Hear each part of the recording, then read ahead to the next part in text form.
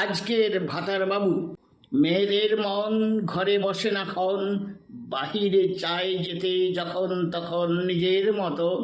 ছেলেরা হয়ে গেছে ভ্যাবলা ক্যাবলা, পড়ার নামে যায় স্কুলে টিউশনে, হয়ে বেটা আস্ত হ্যাবলা। মেয়েগুলো পড়ায় তাদের টুপি টাপা, খরচাপাতি করে লয়ে বাপের টাকা। অবলা গুলো টিপে টিপে দেখে কোনটা নরম শাসালো চ্যাংড়া বেটা, যেটা হবে ভবিষ্যতের পার্টনারটা।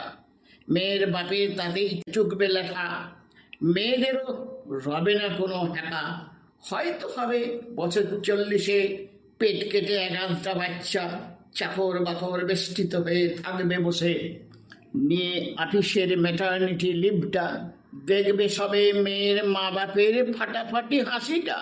কোনো এক ফাঁকে উঠবে বলে, দাদুরে দিদিমা তুমি কিন্তু দাওনি মোরে এতটা সুবিধা।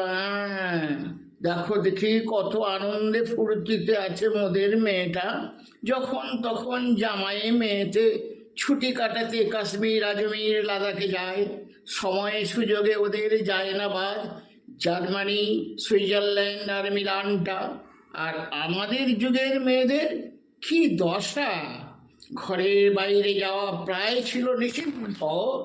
শাড়ি পরে লম্বা ঘোমটা টেনে দেওরে দেখো, ননদে দেখো, দেখো শ্বশুরে ভাসুরে।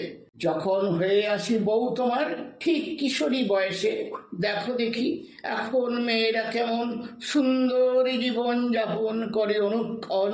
মনের আনন্দে যায় অফিস কাছারিতে, অতি আকর্ষক পরিচ্ছদ পরে বোধ হয় ভোলাতে বসে, উঠতে উচ্চ পদে। আসি ঘরে ফিরে সন্ধে উতরে শাশুড়িরে বলে, কফি দিয়ে যাও টেবিলে। ফ্যাল ফ্যাল করে দেখে ভাতার বাবু, হয়তো সে কোনো এক কর্পোরেট দুনিয়ার সিইও। মাথায় রাখে না কোনো সংসার সাহিত্যের ছেঁড়া পাতাগুলো।